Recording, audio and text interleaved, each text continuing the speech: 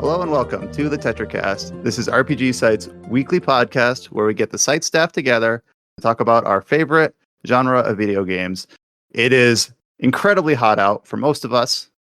For any Americans in the crowd and on staff, it's the start of a long weekend. It is a little bit of a quieter period after a surprisingly crazy month of June. We are already somehow halfway through the year, which seems kind of crazy to me, but it is what it is. My name is Brian Vitale.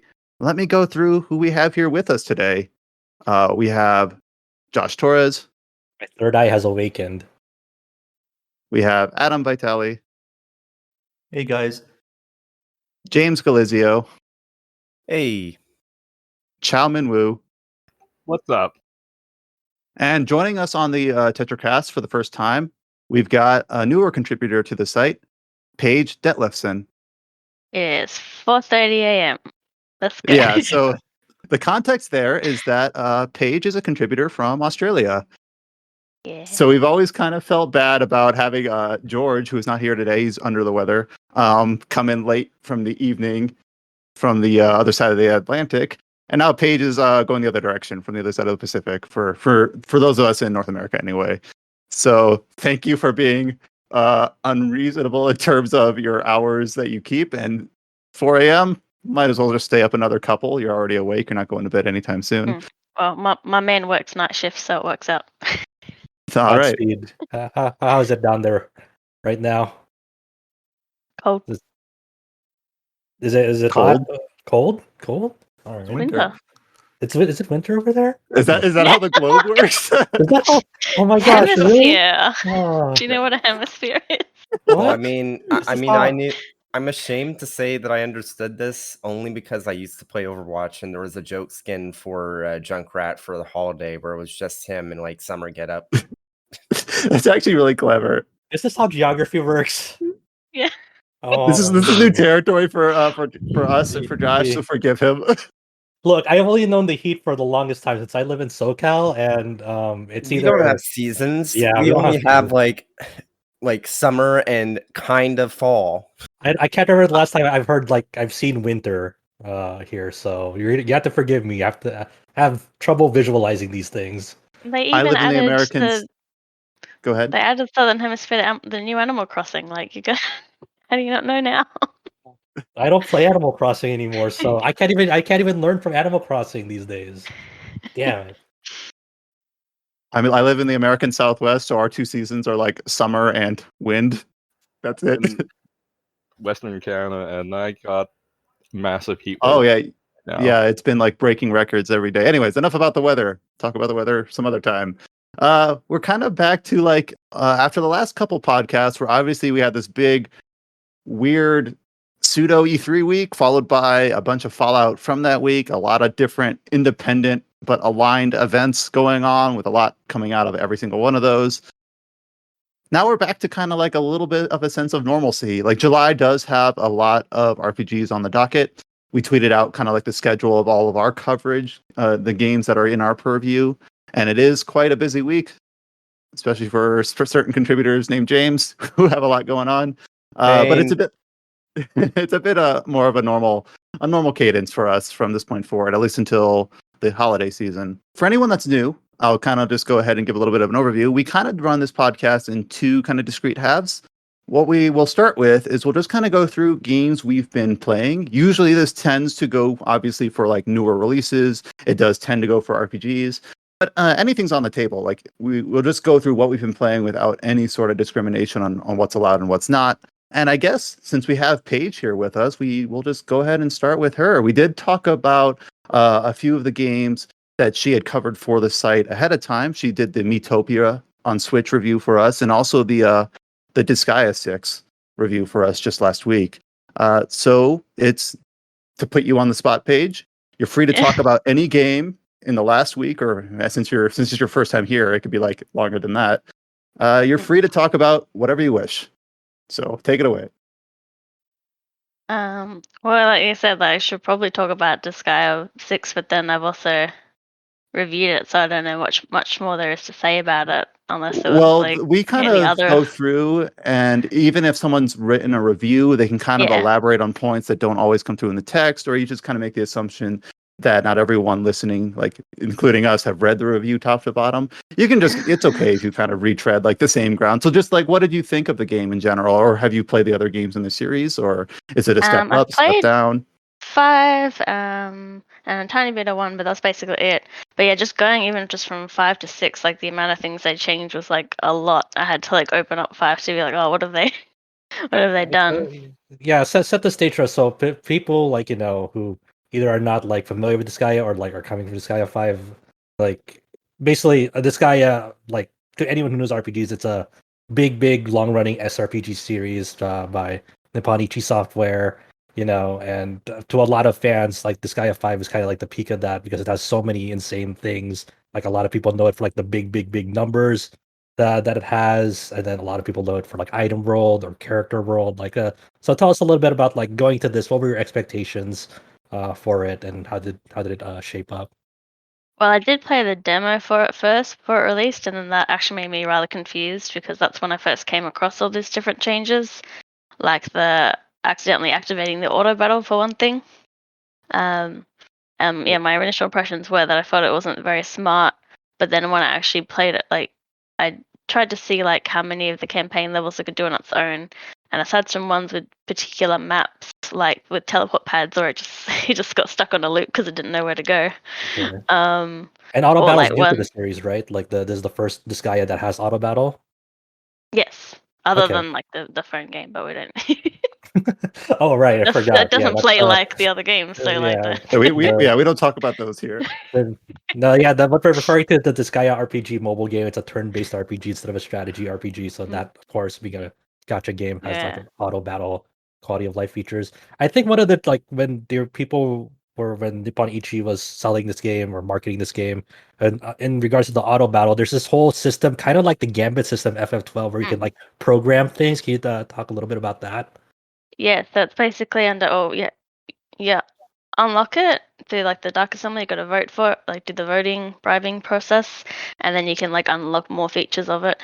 So it's basically you pick. It's sort of like in this little grid, and you start with something where it's like forgetting which order it is. Let me see. It was like to who, or like to like it's either what to who, like when you do something. So like if your health is below 50%, yes or no, and then it goes like across and down.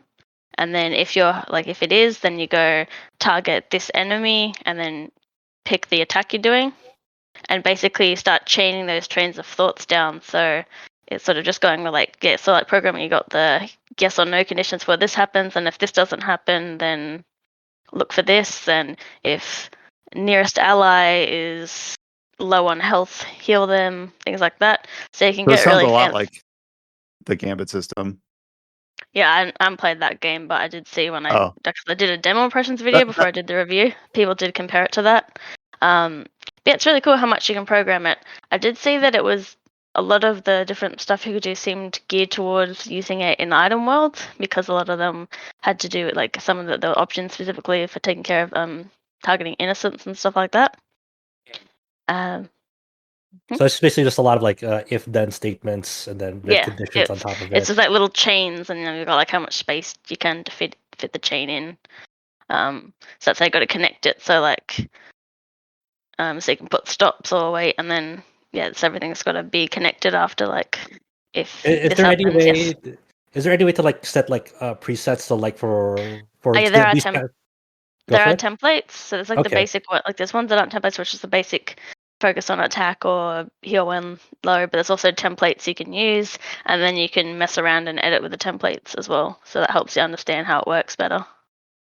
That sounds pretty cool. Like I kind of like those kind of systems where it kind of really tinkers with you. It reminds me of those PS1 robot battler games where you actually go down and like program part to part those robots and how they fight each other. What can you tell us about like the story of this one? Like, what are we talking about? Like, in terms of like main critical path, how long will that take to beat?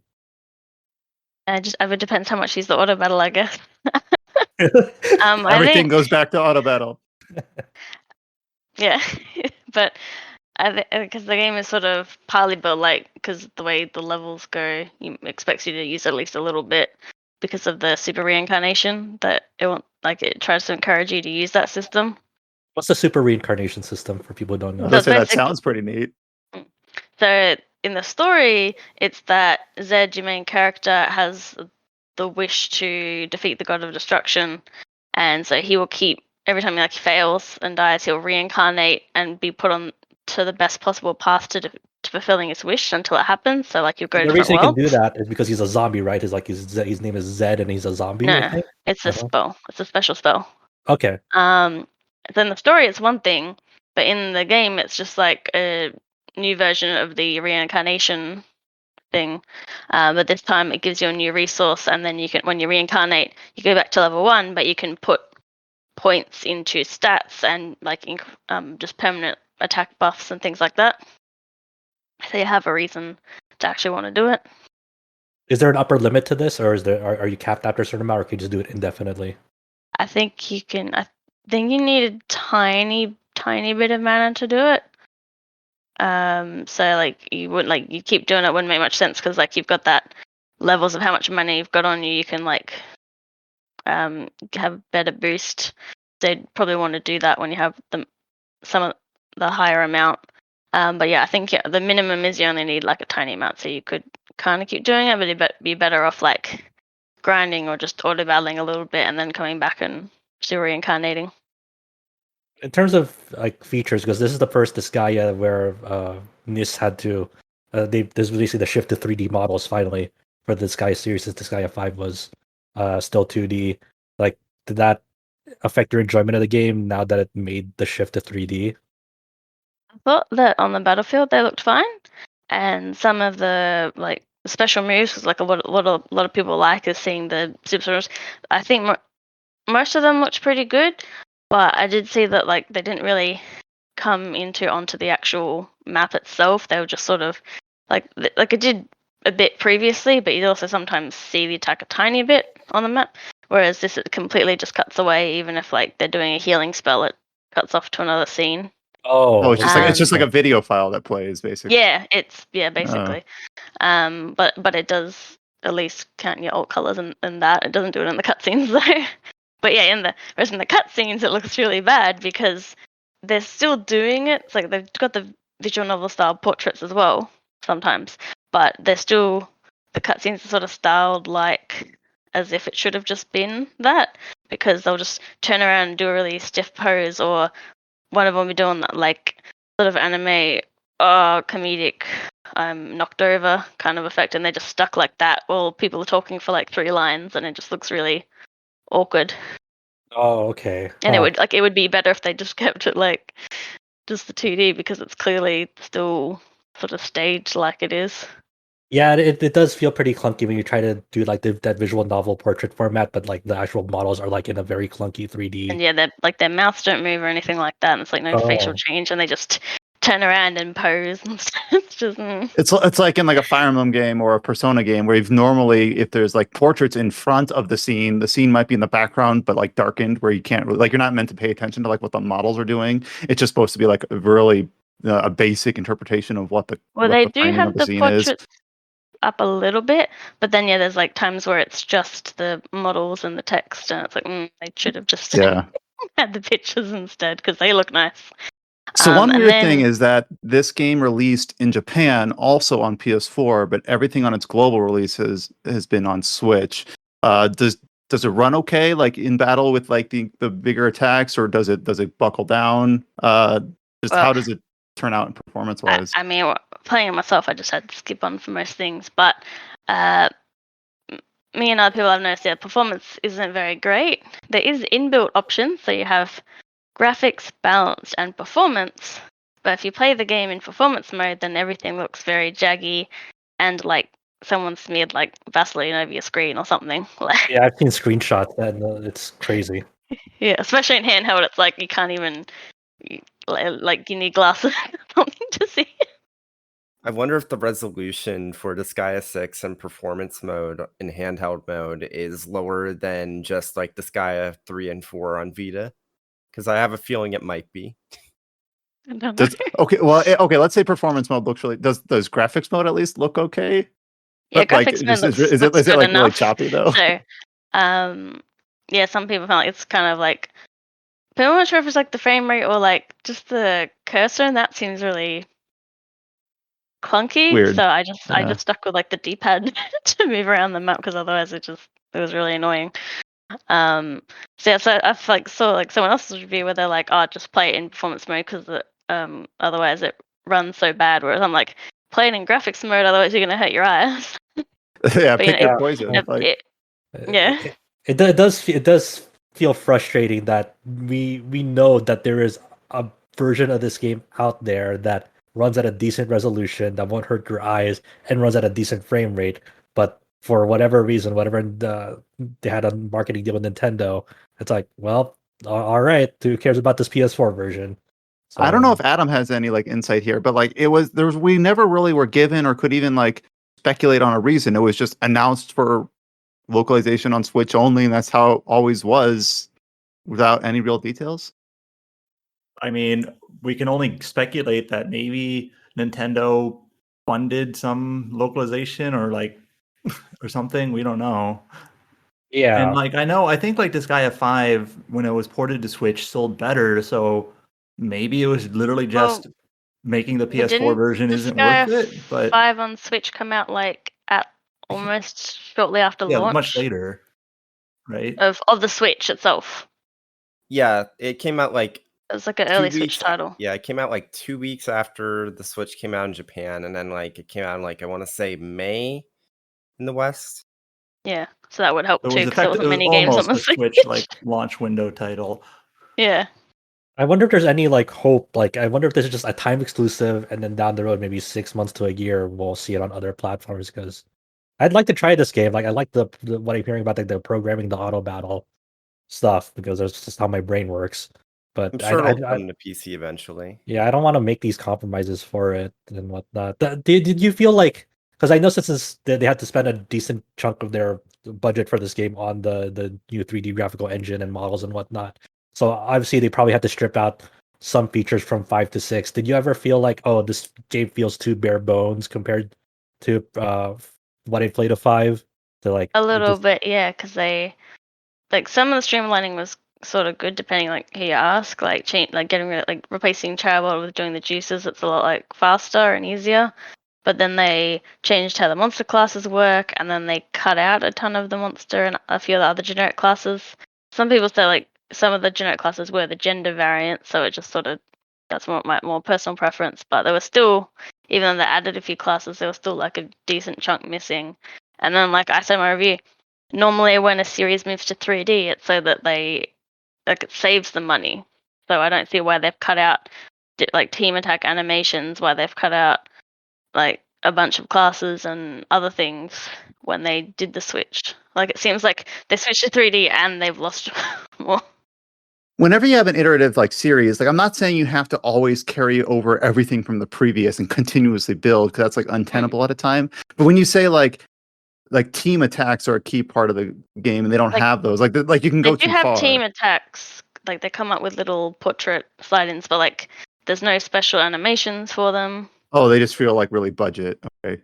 Yeah, they're just like the attack themselves. Still, you can do them, but you don't get part of what some people like about Disgaea is the spectacle, seeing the crazy attack, seeing like the attacks land all the numbers and stuff. Whereas you're just seeing like the characters' unit art pop up and then they just do a normal attack. It might be less enjoyable. Yeah, that does seem at odds with like we're gonna make this exciting giant numbers, flashy moves, but here's just a portrait. Just use your mind's eye and just imagine this is exciting. I mean, that's also already the baseline for the game, because as far as I understand, like you start the game at level 9,999. That's your starting level at the game. That's the tutorial, because the start of the game starts with like a flashback storytelling. Okay. So they actually start at level 1? Yeah, you break into this thing. Yeah, so then like you go back to starting to explain when you've part of your story, and then you're about level 1.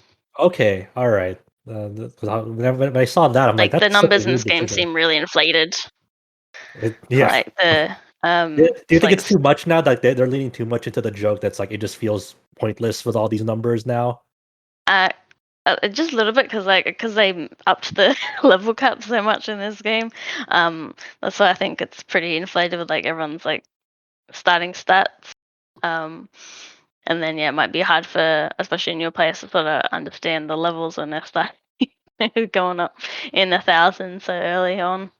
Yeah, I was gonna Um, ask like to people who never played this guy, like should 6 be the one they start with since there's like it's bare bones and maybe it's digestible enough now, or do you still think that Yeah. like maybe 5? I feel like 5 is a better game, but then new people, because they don't have that basis of comparison, they're not really going to be like let down by things that they didn't see. And I found like the streamlining means because a lot of what Disgaea is the management outside of battle and doing all of that. I think that like there's still a few systems there, but I feel like it isn't really that hard to wrap your head around now. So with that actually makes it sound like it is kind of a good entry point. We just wish it maybe had a little bit more Well, it was seemingly. kind of like I think I complained about the newer Pokemon, where it's like someone else said to me like, "Well, I've never played one before, and I think it's great." And it's like, yeah, you've never Because played you don't have them. that frame of reference. Yeah. Yeah. That's totally fine that they don't, but but it's just one of those things. Like, of course you think it's great because you don't have nothing. Like most of my complaints is something that you don't know. So we're both right in a sense, right? I'll be honest, this entire situation is like the entire reason why I feel uncomfortable writing a Final Fantasy 14 review right now for Shadowbringers, because I didn't really play the game until Shadowbringers, so it doesn't feel like I have enough of that context. And it's kind of like a similar deal here. It's like if I were asked to review Disgaea 6, I'd just like, no, I haven't played the rest of them, so I just wouldn't be able to like make a legitimate argument for how it's changed because I just wouldn't know.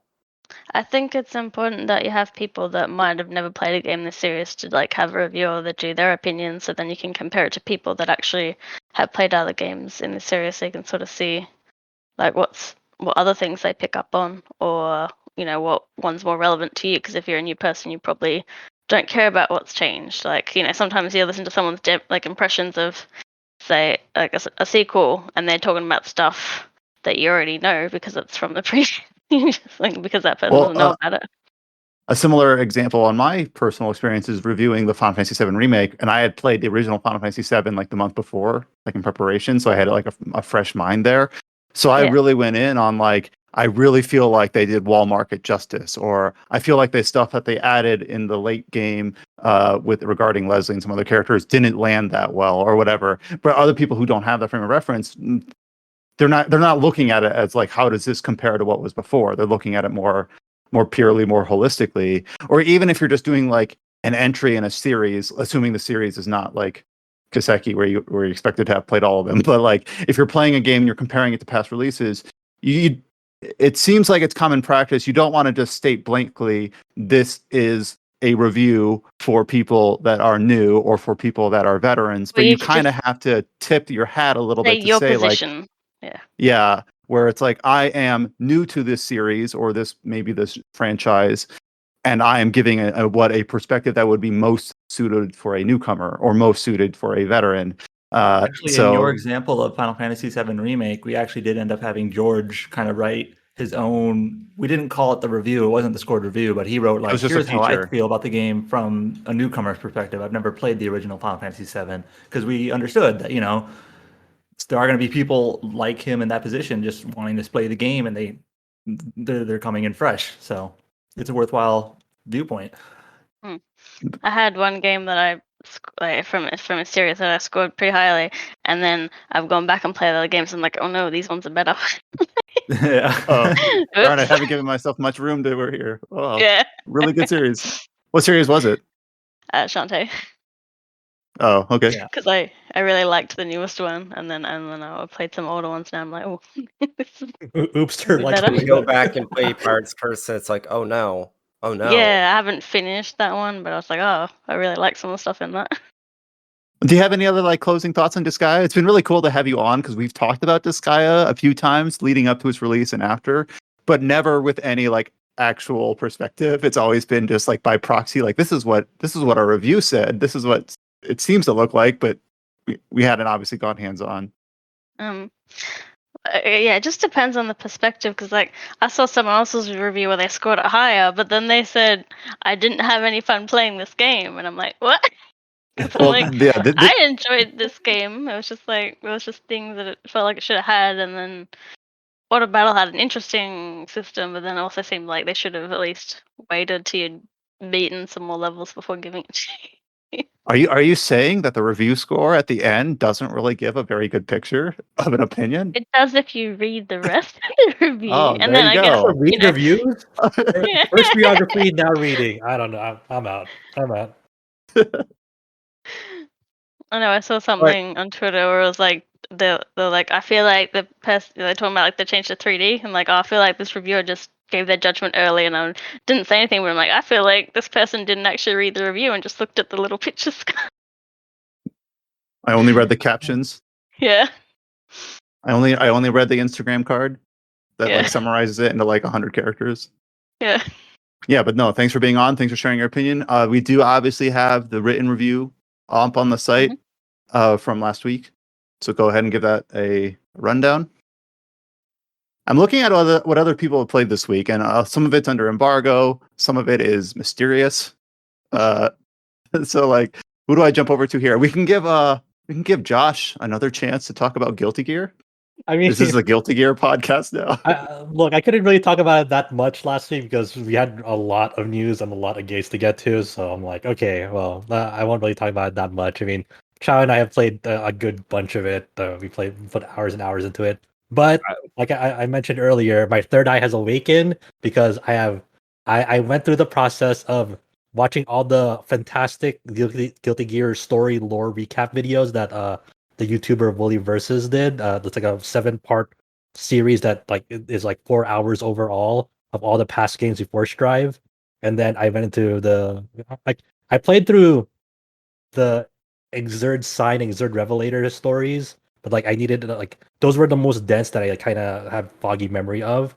But then like all the ones before that were so they were like obviously bare bones like fighting game, like not bare bones, but in terms of like story wise, they were bare bones because they were like arcade fighting games of like the original Guilty Gear, Accent Core, and all those other re-releases. And then you had the weird not fighting game called Guilty Gear 2 Overture that was like for the Xbox 360. That was more like a MOBA.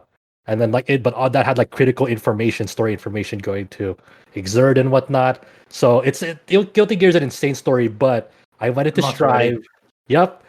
I went into Guilty Gear Strive knowing like having a good handle of like Guilty Gear lore and story, and like I'd say 92% of it made sense.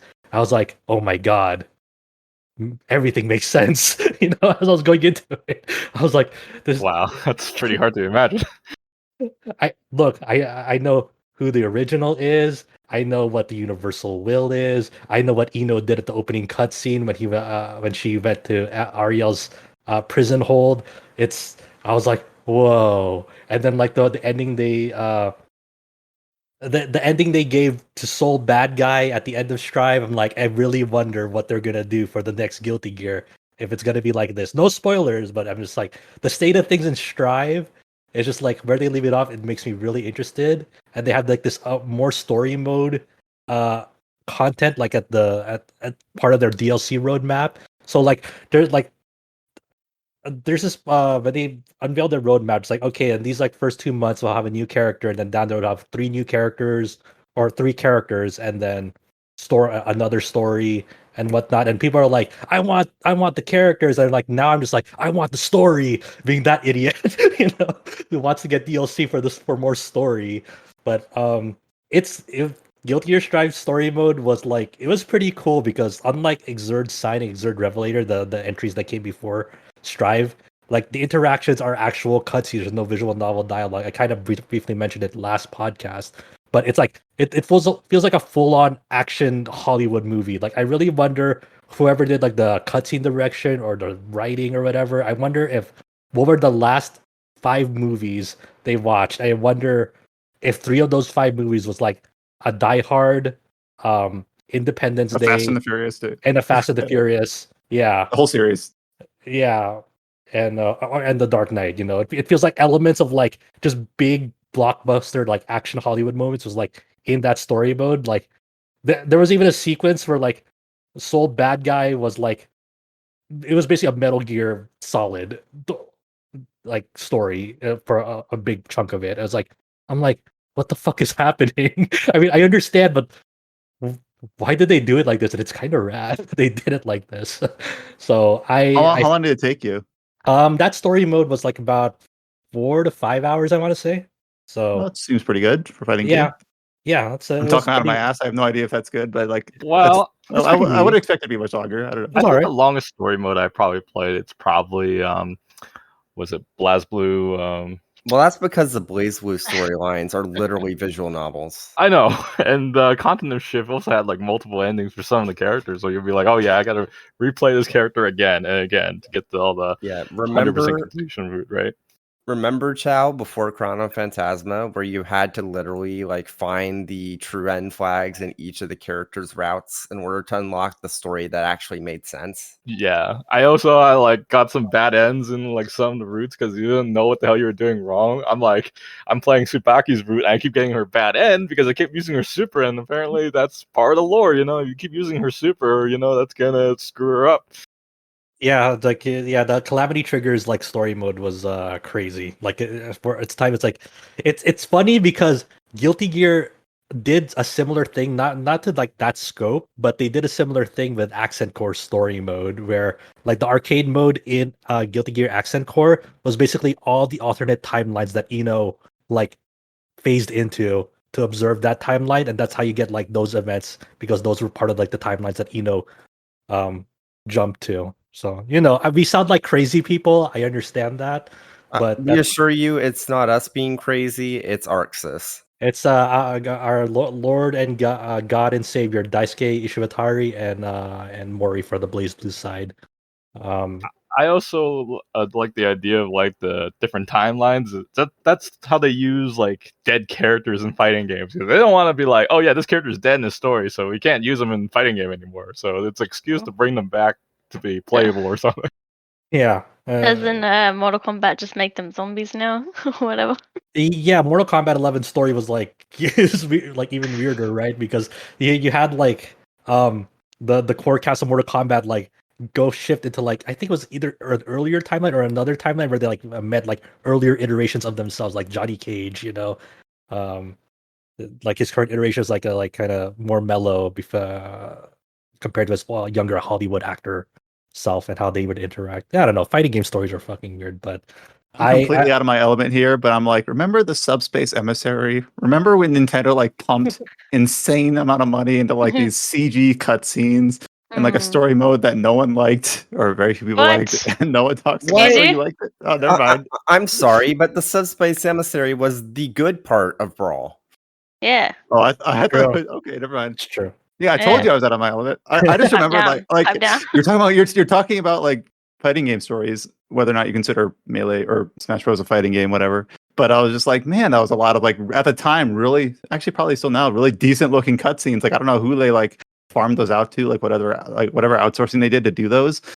Oh, or maybe they did them internally. I'd like to know like how that came together because that was such a weird thing at the time. But I'm reaching back in my memory. Like that again. Like even Ultimate story mode isn't like that. It was cool, but it's nowhere near that. I will say for like I don't know if all the leaked characters are true for the leaked DLC characters are striped, but I definitely want Asuka to be one of them, formerly known as That Man. That's capital T capital M on That Man.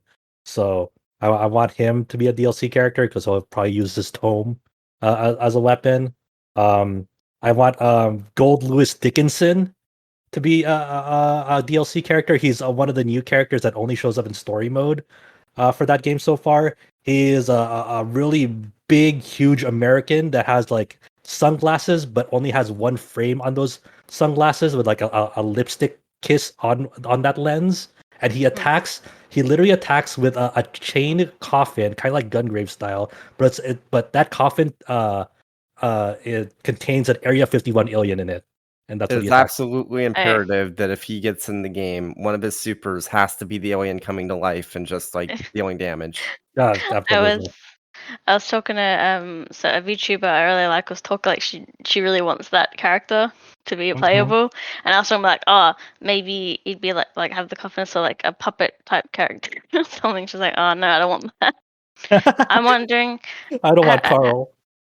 They haven't announced who the Guilty Gear character for Sam Show is going to be yet, have they? Not yet, no.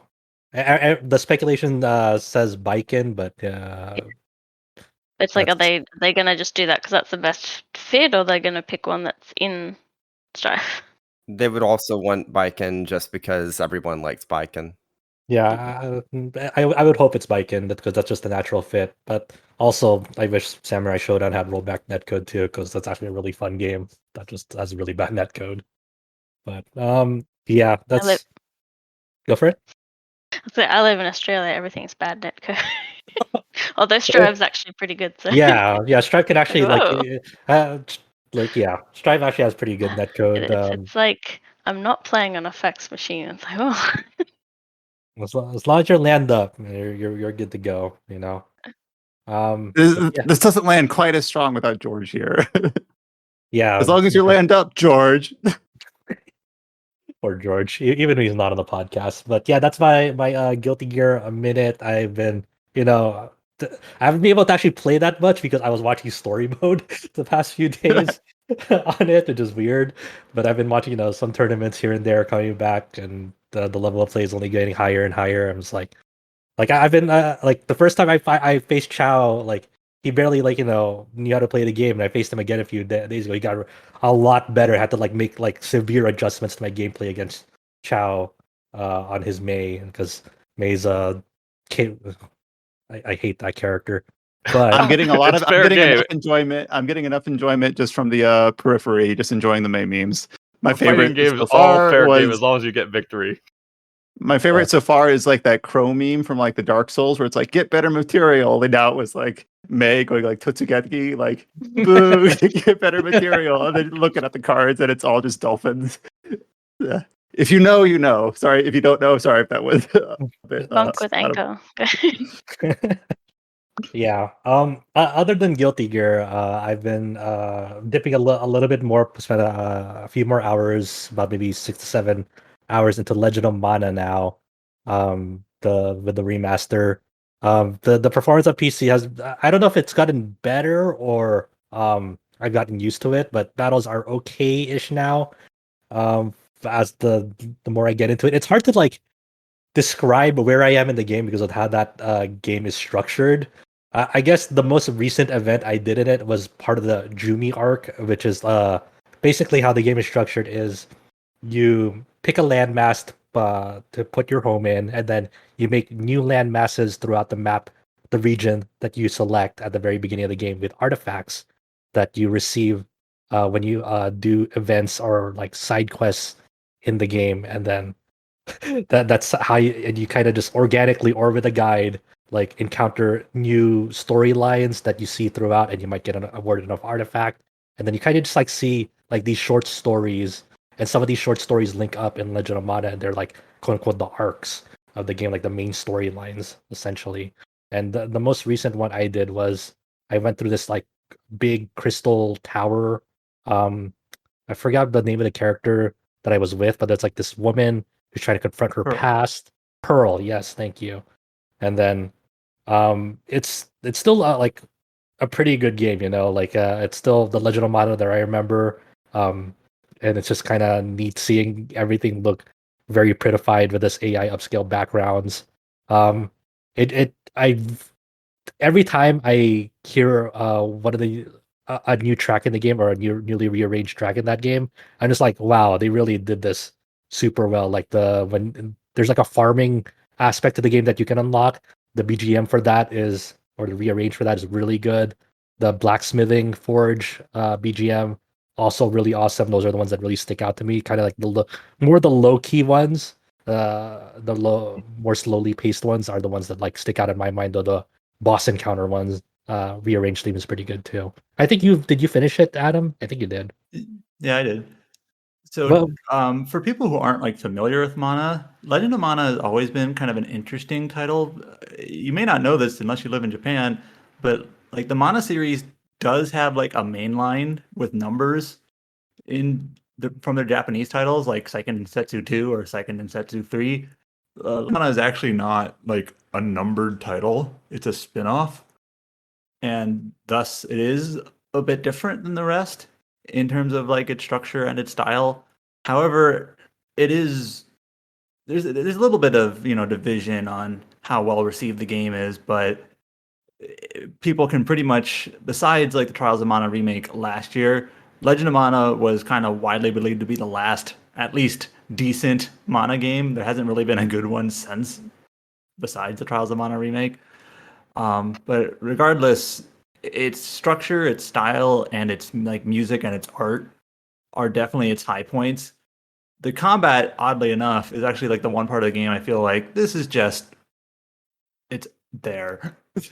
It's there. Like there are some like quote unquote deeper systems with it, but it's not the star of the game. You're not really playing the game for the gameplay aspect. It's just kind of to almost live in the atmosphere of it, kind of enjoy like the simple going. Have either of you tried the co-op? Because that's like I think part of why I bought it and I haven't played it yet, but like it was because I saw there was actually 2 players and I was like, what? I haven't tried the co-op yet. Okay. But that is definitely a big like allure of the game because less and less RPGs these days like allow for local co-op. Tales of Arise doesn't have local co-op anymore, so Tales of at the moment is out. But yeah, this is a game that would make sense for co-op because it's not like crazy involved from both players. It's kind of like, hey, you wanna hop in and like kind of explore around with me? Yeah, I was like, sure, we'll do it. Now that sounds like my player 2 wouldn't want to because anything that's too slow paced makes them sleepy. So I just be by myself instead. I think what's also interesting about like this and like Saga Frontier Remastered and probably something else, like those like PlayStation 1 games didn't come out in the PAL region, so these remasters or ports are the first time they've actually been available to Europeans and Australians. Wow, you got Breath of Fire, do you? I don't know the list of what we I was gonna say, I don't know. do you I get don't know. Breath of Fire in the PAL region? I remember that was one of the more popular RPGs because it was actually released in the PAL region. They did. Remember Breath of Fire? Yeah. Capcom remembers Breath of Fire, but barely remembers it. They mention it in like their like franchise list, and that's about it. No, Breath of Fire got new art recently with Teppen, dude. Oh yeah, for Teppen. Hell yeah. Does that mean a reboot for the franchise is coming? Yeah, just like Darkstalkers, because Darkstalkers is Teppen, so surely a reboot, right? I also remember like one of the like Street Fighter characters got a the Fire 2 costume. I forget which one, but yeah. That was a while I ago. forgot about. Oh my god, man! Capcom really, they really know where it hurts. Okay, they'll just bring back like a Breath of Fire cameo every 2 years, and that's enough. That's all we'll get. I mean, yeah, remember when they first unveiled like, oh, we're gonna bring the Breath of Fire soundtracks to Steam? It's like, does that Capcom? Does that mean you're gonna do it? No, just the music. I mean, we know people like the music, not the games, right? But yeah, that's what I've been playing. Other than that, I've also spent more time getting into Ratchet and Clank Rift Apart. Have put not a lot of hours into it, but I think I'm near the end. I'm like about to infiltrate this pirate base with Ratchet. I have no idea if that's close to the end or not. It feels like it's like starting to wrap up a little bit with what's going on in the story. It's still super fun leveling up all the weapons and kind of tinkering with the RPG light aspects of it, of upgrading them as they're leveling up. But yeah, other than that, that's what I've been playing. I think my next big game is like Monster Hunter Stories 2 next Friday. I'm very excited, very interested to see how that one is gonna go. Look forward to my review next week. Well, it has Gunlance, so it must be 10 out of 10, right? Yep. Yeah. Yeah, so I was gonna hand it over to James, but if you like read between the lines, obviously we talked about his preview video last week. It's about to come out, release. So pretty clearly what he's been playing. Doubt he can talk about it much.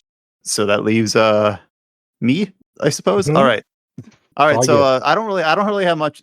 Like I'm going to talk about Scarlet Nexus a little bit, but I do know that we went at length, like 40 minutes last week talking about it, and I don't want to just like retread. Like, yeah, I agree with all the things you said, or disagree with all the things you said. So I'm going to try to contribute like a different perspective, I Yeah, guess. I want to know what you think about it.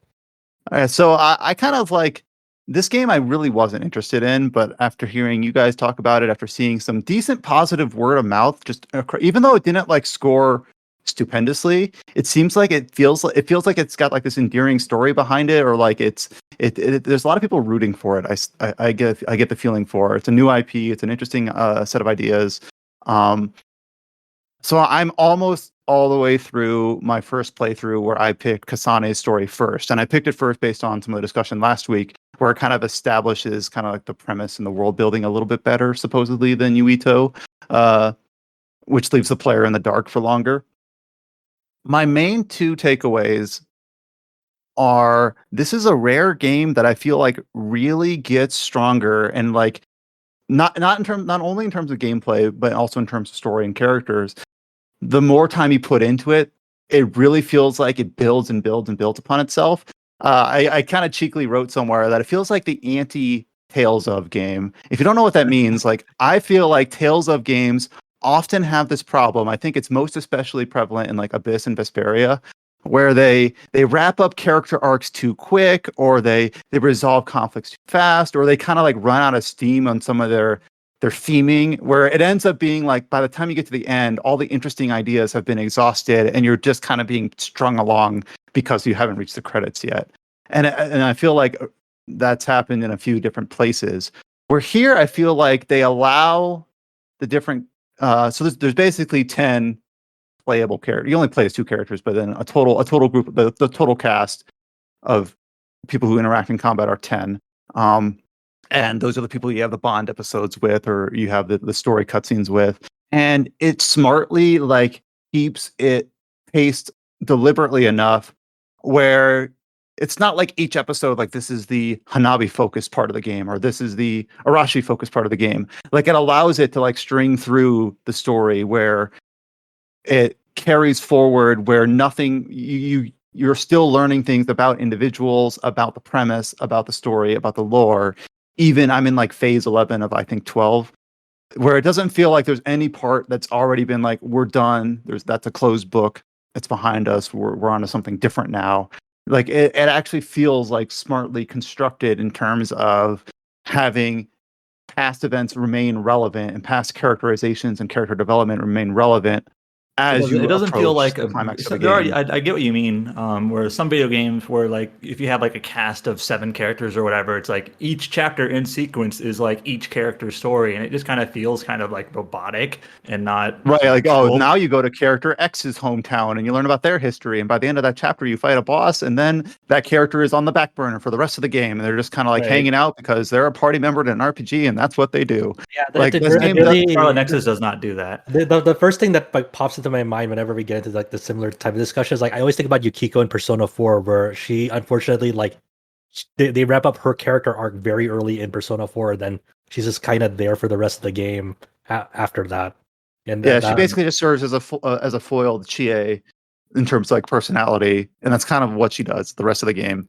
And then also speaking of the characters, there's one thing that I'm glad Bandai Namco didn't do is that they could have so easily. So each character in Scarlet Nexus has a bespoke power, like teleportation, ice power, thunder power, psychokinesis, whatever. And they could have easily made all of these characters like one note. Oh, this character's electric power. They're going to use a bunch of electric puns and, or whatever, like make them like their defining character trait is that they do this one thing. But they don't really do that. Each character, like they're a lot less one note than I was expecting. And I think a lot of the bonding events that they do, I know Cullen, when he wrote his review, wasn't really that high on them. But as I get like later into the game and I get into like bonding events 2, 3, 4 for each character, I think a lot of them are actually kind of like really well done. And for some reason, since I wasn't expecting that going in, I'm like, nah, that can't be right. Maybe I'm just enjoying something that's actually not that good. But then like I keep like trying to like convince myself that it's not as good as it is. And I'm just like, no, actually, I'm really kind of enjoying these. One of my favorites is some of the early bonding events with what's the clairvoyance girl's name? Sugumi. Yeah. She's actually like one of my favorite characters overall. She's awesome. Conceptually. So one of her early. So I haven't spent a lot of time with her because I'm playing the route where she's not a primary character. She's in the other half. But you still do the bonding events from some perspective. And early on, she has basically a major character dies. I know that's a very vague spoiler, but there is death in this game. There are consequences, and she's dealing with grief. And what she ends up doing is she kind of continues a conversation that she could no longer finish with this character with another, and then she catches herself and says, "Sorry, I'm blabbering. I don't know what came over me," because she just wanted the opportunity to have that closure. And I thought, man, that's a really interesting way to like show grief, and it's poignant. It's subtle. It's not just like crying or screaming at the death like that you see sometimes. I was like, man, like that is, I don't know. So I actually felt like I could see where that person's coming from. And obviously, in our own lives, we all deal with different levels and types of grief, and like I could see that being like an outlet for someone. Some of the other characters, like Gemma, like it really, he's like the veteran of the group, and he really struggles with, this is the life that I've known. I don't know what I would do like once I retire or can I do anything else? And like his bonding events carry through that train of thought. So this is a very silly comparison, but I remember a few years ago, I don't really watch a lot of anime, but I was watching a little bit of Black Clover. And in that game, it's a very similar, show series. It's very similar where these different characters have like very bespoke types of powers, right? It's magic in that case. But like all these characters are like one note, like singular character traits with feet, basically, and they like don't do anything else. They just like have their one thing that they have their one catchphrase or the one thing that they always talk about. And this game could have so easily been that, but it's not, which is why I think it really surprised me in a positive way. Yeah, that's a really like cool perspective to like take up on, because like I've kind of with you where like I thought a lot of the first maybe one or two bonding events, like they're like kind of like, oh man, is it gonna be like this? But like you said, there are like later bond events for a good chunk of them for me, like they really worked well. Like I was like, by the time I finished the game, I remember remarking on this. I was like, they really earned my respect for like this whole cast once everything is said and done. And I think a good chunk is because of those later bond events. And as you said, like there's a dimensionality of them that you don't really quite see in like what people would consider quote unquote anime games. Like you don't really see this kind of like, there's like nuance and development. Yeah. That's the only downside I'll say is that because of the size of the cast and because of the way the game is formatted, at the end of the game, bonding events are a bit backloaded. So at the end, if you want to see them all, it ends up being like you'll see like 6 back to back. And individually, they tend to be still good. It's just, it kind of actually reminded me of like Fire Emblem Three Houses, where it's like, oh, I'm back at the monastery. I got to do all this stuff. It's like, no, I'm back at the hideout. Got to do all this stuff. And it's like, if they had more evenly fleshed it out, or maybe even split it where you only saw like the two routes, like only saw the bonding events for the characters in that route.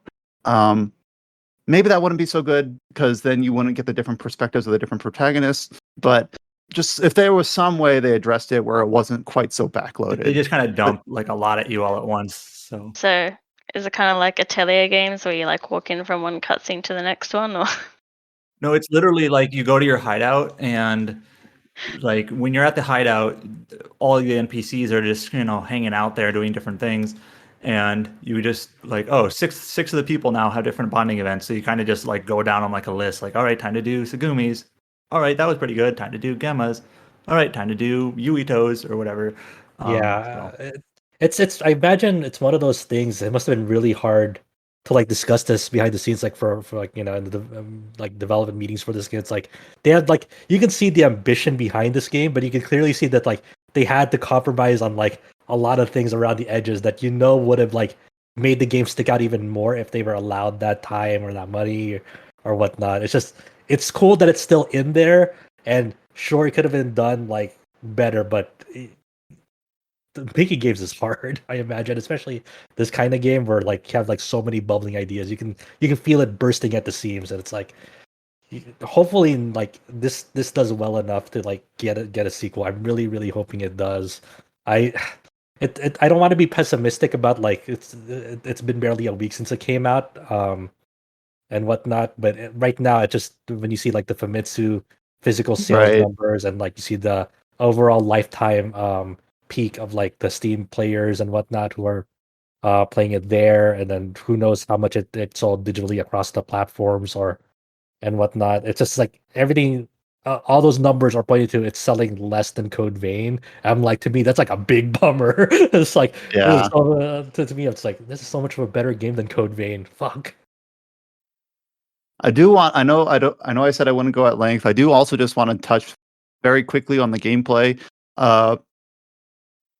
It takes a while to get going, but I kind of realized when I was going through like some of the larger dungeons and like stages 9 and 10 or phases 9 and 10, when you actually get access to more of the powers, more of the ally abilities, I was starting to like recognize patterns in my head where it's like, oh, it's this enemy. I know that this tactic works. I'll switch and activate hypervelocity and electrokinesis. Oh, it's this enemy. I know that invisibility works really well, and I would like toggle that ally in. And it ends up being like this really big juggling act where it's like if you don't know what you're doing, if you're watching gameplay from a fresh perspective, you see all these characters like flashing in on the screen, and it might not make much sense. It might just seem like really chaotic. I actually realized, man, these systems are actually working pretty damn well together. I'm about to do a bunch of psychokinesis attacks, so I better get Kyoka to ally with me because that makes that way more effective or whatever. So I do think that, I do feel like the gameplay would feel a little bit better if it had like a block or maybe like invincibility frames on dodges or something. Like there's some ways that I still feel like it feels a little bit clunky.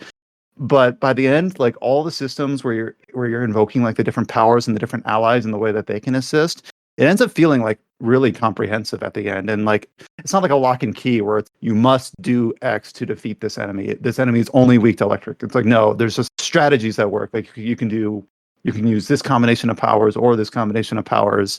It kind of depends on how much psychokinesis power you have, whether your brain drive's ready or whatever. And I know I'm using a lot of like jargon from the game here, but I really am jiving with the combat system, especially in the back half of the game once it really like has a bunch of the systems available to you. So I'm planning to complete that this weekend. I'll probably move right on into the other route just because I do want to see like the different events and the different how the plot progresses from the other perspective. And there are deliberate ways where it keeps you in the dark. Just as a general, very broad kind of observation, I've kind of noticed that like no matter which character people decided to play as, it feels like almost everyone feels like they've missed something, so they kind of have to go to the other route. Because I think to some extent that's kind of smart, because otherwise it feels like there's a redundancy where it's just like pick your avatar. Do you want to play as a boy or a girl? It's like no, it's not what this is. These are two different characters with two different histories and two different perspectives, and they see different events. It is also really interesting to see that the anime is sort of like a third route as well, because the anime actually like sheds light on details that you don't see in both routes in the games. Like for example, in the first episode, Yuito and Nagi are talking, and then Yuito mentions like that's not the first time that he's seen Naomi and Kasane. He actually like saw them at a banquet at a much earlier age, you know. And it's like, oh, interesting. Like this is not the first time that he's actually seen these people in his life. He's actually like seen them in person, maybe not know them, but like he's definitely seen them before and whatnot. And it's kind of, and the anime, probably for the sake of pacing, like kind of restructures like the very beginning of the game, where in a sense like the core events are the same, where the others are still attacking a city, but it's not like the Yuito and Nagi first visit the shrine and then the city comes under attack. It's like they actually form the team first and like get introductions first, and then like the others attack, and that's like an assignment for them, not an ongoing. Yeah, that like, makes sense. Not like an ambush. Condense it a little bit. Yeah, so I'm really interested to see like if there are aspects of the anime that they will canonize, like, you know, if like this is an IP that they decide to move forward with. And now that we're at the 1 hour mark, I think we've gone through everyone. We didn't really give James much of an opening here. Is there anything that you're free to talk about? Or no? No. Crickets. I'm very excited to hear from James next week, though. So we don't really have any feature callouts specifically for this week. We did have a lot of reviews go up last week, a lot of features in terms of some of the Pixel Remaster stuff, which we will also readdress this week. A couple of reviews. We already talked about Disgaea 6. Obviously, we had Jess give the World's End Club review. And what other features did we have? We had the Saga interview from a few weeks back, which is still a really interesting read if you haven't gotten around to it. In terms of on the news front this week, it actually is a bit more like back to normal. Like we don't have a giant mountain of topics to try to sort through. So let's just go through them. Shortly after we recorded the last podcast, we had for us in the North America anyways, a very late in the night event involving the Mana series 30th anniversary live stream. So I remember we were sitting in chat and I was like, man, this is going to be like 5 a.m. for us. Do we stay up for this? And I think, Adam, you ended up staying up through this? James and I did. Okay. So, I was there too. To talk about that. I stayed up too, but I passed out around 5 a.m. You just conked out as soon as they got started. I was like, I'm going to be comfy and get a normal person's sleep. Yeah, we all know how that feels, right? So we went into this event like not with any clear expectation on what to expect. It was just kind of like we should expect something. Obviously, it's the 30th anniversary. Obviously, it's a series that at one point was kind of a tentpole for Square Enix or for Squaresoft. But I don't know. I don't know like what that came out of this. We should talk about first. The biggest news was something they left for the very end, only as a very general statement, that they are currently in development on a new console entry in the Mana series. However, that's all we got from that. So the translated statement. Who gave the statement at the very end? I'm reading. We don't have this. Masaru Oyamada. Yeah, he's a series producer, I think. Okay. So at the very end, he stated it would have been nice if we could make a cool video announcement with a bang. But the 30th anniversary has just begun, so we might hear more. We are developing it. We are working on it. Please wait a little longer. In fact, we've shown Mr. Ishii, who was the creator of the Mana series, current CEO of Grezzo, even took a look at this new Mana game that's in development, but it's not ready to be shown. So I think this is what people were really hoping for. This would be like the best possible scenario would be to see a big new Mana game in development, but all we got was just kind of confirmation that it is in development. That's fine, that's good that it the confirmation that exists. At least it keeps that hope alive. That we know it's a real thing now. I hope they just take really great lessons from the good Mana games, because obviously the last new one was it Rise of Mana kind of left the series out of the cold after that entry. But I don't know what I would expect from a new Mana series. Are they actually gonna title it Seiken Densetsu 4? I guess is my no. Seiken Densetsu 4 already exists. Was that Dawn? Yeah, okay, that was Dawn. Yeah, and Dawn sucks. Yeah, Dawn sucks, dude. I forgot that was considered the fourth entry. Yep. Fuck. So this would be the fifth. 5. Yeah. Yep. Ugh. So a couple other footnotes that did come out of this, and this was actually announced ahead of time, or earlier in the presentation. The Trials of Mana remake, which we thought was a pretty darn faithful remaster / remake of Seiken Densetsu 3, is heading to Google Play and iOS.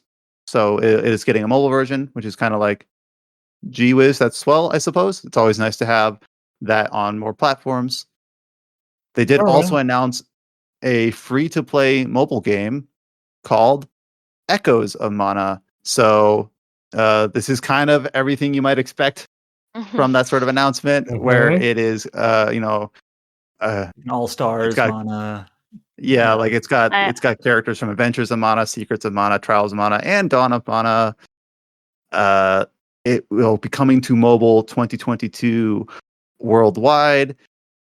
Now, maybe Josh has a little bit more of the context here, but didn't they already have a Mana mobile game? Didn't that already exist? They had a browser game. It was a browser remake game. of one for mobile. It's one. Oh yeah. Oh yeah, that's right. I forgot they did that. Adventures of Mana, which is a remake of Final Fantasy Adventure, which is the first Mana game, was on mobile initially. Yeah, but they never got that remake though. The one only that's 2D. Yeah, the only like recent Mana developments on the mobile is like if it's like collaboration events. Like I know, what was the Lost game? Claudia, was it? Last Claudia had got like a Seiken Densetsu 2 collab, like, and then some other probably mobile games had the Seiken Densetsu 3 collab as well. So I mean, they're more prevalent as collabs more so than actual mobile games. Are you gonna give it a shot, Chow? Are you gonna check out this? No. What?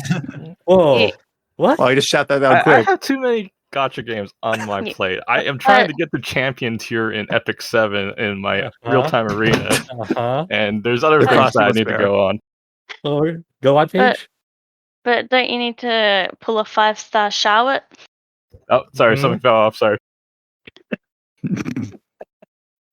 But no, I'm like, I don't think I will give it a shot because there's just too many gacha games on my plate. I mean, like, I played Epic 7 Grand Blue. It's like, okay, that's good enough for me. I don't think There's a lot of time for 2022. Okay, you can easily drop one of those games between now and when this comes out next year. It's like, no. I have two comments on this. Uh-huh. One, so I recently interviewed the Saga devs. We talked about that last week, and Brian mentioned it today. And this is pretty apparent to anyone who pays attention to this sort of stuff. But like that Saga mobile game, which is Romancing Saga Reuniverse, has done really well. And they admitted as much in my interview and elsewhere as well. And it seemed like that was sort of a catalyst, or at least one of several catalysts to kind of revive that series, even if for now it's mostly just re-releases and remasters. They in a similar announcement, they also said they're making a new Saga game, but it seems like people, gamers who are like maybe not very familiar with these series, they like check out this mobile game and they like it, and obviously that gives Square Enix revenue, but it also like generates interest in the series. And in that case, it's been working out for Saga to like re-release games, and even they just started production on a new one. And it seems like they're kind of hoping Echoes of Mana might have similar effect to just see if people like the mobile game, get people interested in the series, and then maybe if it even is just a similar, fraction or whatever of success that the Saga game has been, maybe it might revitalize the Mana series in a similar way. Yeah, we talked about this a little bit with the with Fire Emblem Heroes, where it's like that game like out earns every other Fire Emblem game, so it's a little bit of like the tail wagging the dog, and it also opens the door for now people are introduced to genealogy of the Holy War characters, so perfect opportunity to revive one of Chow's favorite games or whatever. Yep. I'm actually looking over gameplay because they actually showed some gameplay of this Echoes of Mana game, and it is a real time action RPG game. It's not like some other mobile game adaptations where they make it turn based like Disgaea or something. So it reminds me of like Legend of Mana battle system in terms of like the actual perspective. It's like a big wide open arena, but you're actually moving in a 2.5D space. Obviously like the systems look more fleshed out than Legend of Mana. Of course, you have like you can cast skills with mana. There's like actual like zone indicators of like when a big like boss attacks, like you'll see like a red like flashing on the ground. It's like, oh, okay, the next like Trials of Mana. Yeah. So it's taking up that style. It looks cool. I might give it a shot, see how long it goes, but I don't know. The other comment I wanted to make was they kind of pre-announced this new console Mana game, right? Right. And I just kind of wanted to note it's been a long time since there's been a brand new original Mana title, especially if you're not counting like browser games. I think like the most recent original new Mana title, most recent is like 2007 with Heroes of Mana, which is a DS like RTS game. I forgot that game. It's been like 14 years. So if this new Mana title that they're making is original and not like something like a Legend of Mana remake or something like that, it'll to be the first time in quite a while that game or that series has gotten something that's like really new. Like Trials of Mana, the remake was of course a pretty darn good remake, but it wasn't like totally original. New. Remake, yeah. Right. So it had a basis. I really want to see like what a modern take on mana is like, and what kind of modern systems you would see in it, and what are the story and characters. How do you like? There's like the mana lore is so weird at this. Very loose. I thought the lore is there. pretty simple. It's simple, but it's loose. Like it's not like a clear cut like, oh, obviously this is the like, it's not like a Final Fantasy template of like, oh, it has to have, these are like the template tentpole things that a mana game should have. Unlike Final Fantasy, like it has to have chocobos, or it needs to have something about the crystal, or something about this or that. Like when you're going to a Final Fantasy game, you kind of know like it better have like these Final Fantasy things, or else I won't like it. Meanwhile, I believe actually one of the Japanese outlets did interview the producer Oyamada on the series, and one thing that he said that all mana games have to have: love. Someone cutting the mana tree. It can't be a mana game without someone cutting the tree. Can it? It has to be a tree. I mean, yeah. Watch, there's gonna be no tree in the next set. I'm like, I told you. I told you. How can you have a mana game without the mana tree? It's just like cut the log. Dump. Yeah, it'll be like the Mana River or the Mana Sun. Yeah, it's just like a mana seed. It's like there's no tree. There's only the seed left. It's the last mana seed ever. I actually kind of like that premise. Yeah, they should hire you. Oh, okay. Let me go submit my we resume. could get into big spoilers because certain characters. My resume. No one steal this idea. I'm copywriting it right here live. No, Josh, they already done it. Wait, what? What? Come on, you think about it. I mean, but it'll be like in big spoiler territory if I. Okay. Moving on. The last thing that they announced during the Mana 30th anniversary stream event was a new anime. So, The Legend of Mana, the Teardrop Crystal was announced, and we will release worldwide. There aren't too many details known outside of that. It's in production with Warner Bros. Japan, Graphinica, and Yokohama Animation Lab. Based on the subtitle, based on the key art that they gave, it might follow Legend of Mana's Jumi storyline, but that is just speculation. We don't know. If you played Legend of Mana, the Teardrop Crystal means something. Yeah. So it's also like it like based on that subtitle, it'd have to be that. That's like the logical conclusion, as well as because if you tried to do a Legend of Mana anime adaptation while like trying to cover all the events of Legend of Mana, then Godspeed and good luck. But yeah, cool. Why not? And so some of the studios that I listed off worked on the opening movie of the remake. Other details are still pretty sparse. We don't know when it's expected to air. The fact that it's a worldwide release was just a comment from Oyamada, so we don't know like what avenues or like platforms that'll be on, like who will carry it. So, but cool. It's also worth mentioning that this anime was actually like proposed to the Mana team before Legend of Mana, like the remake was a thing. So I don't know how much of this is just like embellished or not, but how he describes it is that they were basically, pitched, let's do a Legend of Mana anime, and he said yes, and he's like, oh boy, now we actually should like re-release the game so people know what it's about. So apparently the anime is how the game came about, because that was apparently conceived before the re-release was even considered. So again, that might be embellished a bit, but that's what they say.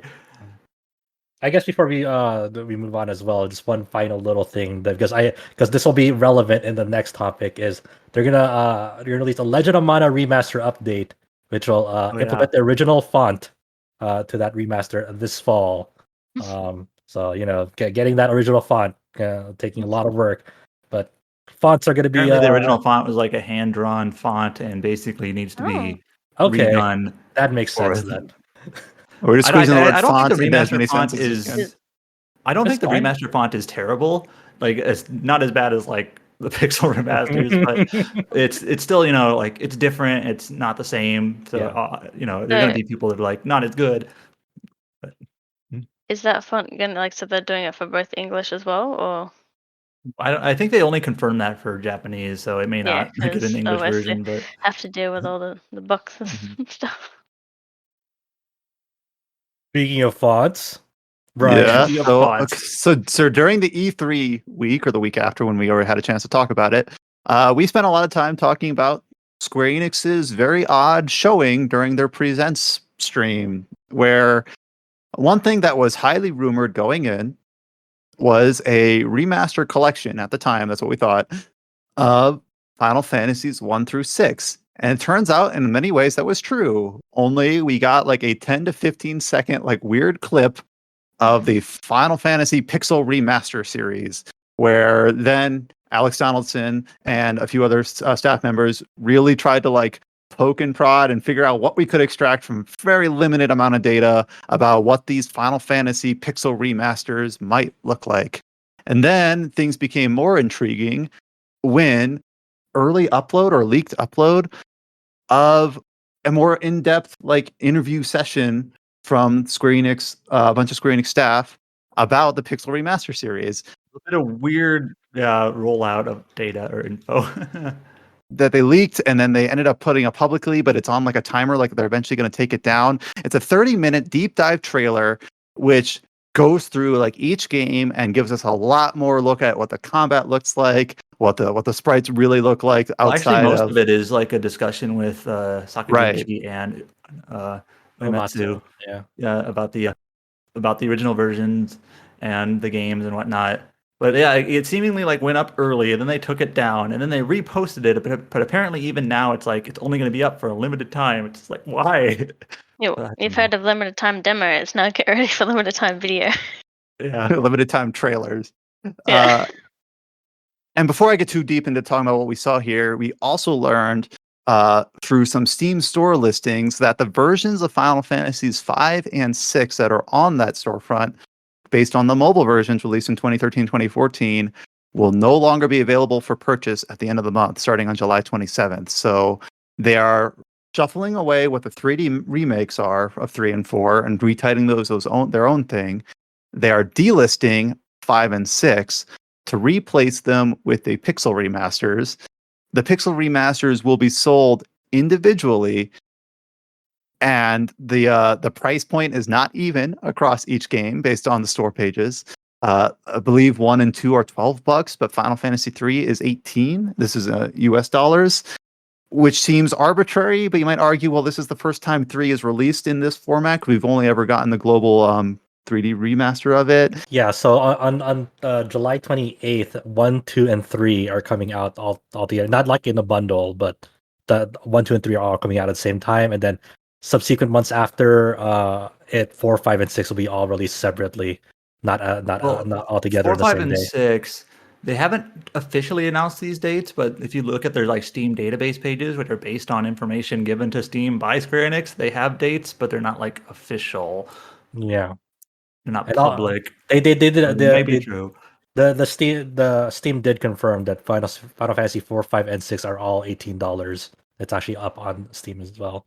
For those, you can get the all of the Pixel remasters as a bundle for right now. $75. It's like $75, and that's on a 22% discount if you pre-purchase that. I guess to start off, in terms of like delisting the Final Fantasy 5 and 6 remakes, I don't really like that decision, to be honest. I know a lot of people don't like those versions, and I get it. I totally understand. I agree with them. But despite of like how people feel about them, I don't think they should like permanently block off like being able to purchase them, or like trying to delete their existence like going forward. Just have the 3D remake like tag on them and then be off it, because there are people who like spent so much time like making like over the years like making mods for these games to like have like an acceptable like version of them, and like people have grown quite of those mods for those releases. So I don't like it. I don't like them delisting those, even though they might not be the greatest versions of the game. It's still it does them dirty. And speaking about not the greatest versions of the game, for these Pixel remasters, there is a keynote on their store pages that say these are newly developed remaster editions based on the original titles. Some of the changes and additional elements found in other remakes, specifically like the Game Boy Advance additional content, like the super dungeons and bosses that they add, are not included. So this, supposedly based on that little tag, are based on the original releases of these games. So I guess that also means like no interlude, no after years for anyone who was really excited about those. No GBA content. Yep. Yeah. So I wonder if this means if Final Fantasy 2 will have stat loss again. I wonder too.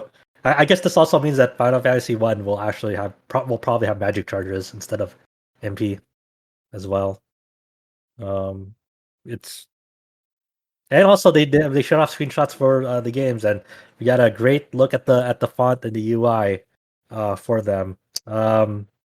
Not great. They kind of went with like something like Arial Narrow for the font. Yeah, I can't get used to the font. I'm sure that's. I don't know if people are being. I don't know if people are being serious, but people are like acting as if that's the default RPG Maker font. Is that true? I don't know if like that's like. I don't think so. It's almost close, but I just feel like the font. It's not like it's the terrible font. It's just too much unused space. You know, it's like you don't want a UI just having like all this unused space. You know. Yeah, you've got like the big blue border and like the enemy names like in the upper left, and you got a bunch of unused space. Then on the battlefield itself, like the backgrounds actually look pretty darn nice, but like the character sprites are like way shunted to the right, and the enemies way shunted on the left with a lot of empty space in the center. It just feels like they could have been like, especially if these are like designed to be phone games. Like I don't know, like I feel like some of the stuff could look really small on a mobile device. What were you saying earlier, Paige? I was like, well, at least for the PC part, you might be able to fix it. Yeah, I mean, I imagine like people are already like watching videos. They're like, all right, we're making sure this isn't like a thing. You know? I'm just busy bulking at the Australian prices for. What are the Australian prices for them? So 1 and 2 are about $17 each, and then the other games are $25.95. Oh my god! So all of them you can get for $107.40, and that's at the 22% discount. Oh boy! So it's nearly $140 normally. Insane. But so I think the main takeaway from all of this, that I'm not the first person to mention this, so I'm not saying like this is an enlightening take, but I think the best case scenario going into the idea of a remaster for all of these classic games would have been that we have a clear, definitive set of like, these are where you want to play Final Fantasies 1 through 6. And now instead we've got like that XCKD comic, I might have those letters in the wrong order, where it's like, I'm going to create a new definitive edition. The result is that there's just like another imperfect version where it's just like, now you have another set of trade-offs to make if you want to play this version. I know it's different levels of truth to that for every game, but like, I don't know if I'd want to play this over the complete collection version of Final Fantasy IV. Like, unless like those Steam modders really go to town and like make it the definitive version. And it's still weird that like anyone who's hoping for a console announcement to leak out, like it's still a PC and a mobile game releasing individually or as a like sort of a bundle. Like some weird decisions being made here. I guess I can understand like the design philosophy going in like for Square Enix's perspective and like, hey, we just want to make new versions of these games, but like based on the original versions as much as possible. So they're like trying to like cut out all the fluff that like they've accumulated over the years, for good or for bad, you know. But it stings because because context is everything, and the context of these releases. Hey, you already made like bonuses for these games over the years. You know, it's kind of hard to like dip back into the quote unquote original well because you already have it. You're trying to have it both ways. It's like that's not really how your fans will see it as, you know. There's like, you're charging us for something, again, a re-release with stripped bared down features that you already introduced in prior releases. It is, I don't know. It's also kind of weird to think about, like, if you play these games on mobile, like Final Fantasy 1 and 2 on mobile, like if you get those versions, I'm pretty sure those have like the bonus content, like those versions are going to be removed with these new versions that don't. Yep. I mean, it's not, that bonus content isn't like fantastic or absolutely like, you know, necessary, but it's still just kind of weird on paper. Yeah. Like, and for some of like the bonus content, like especially for Final Fantasy 2, like that bonus content was like pretty awesome. What they did to that. I don't know. I'll probably still play these. I'll probably still play these just because my curiosity is getting the best of me. I'm just so curious. I don't know if I'll play them, but I'll definitely like.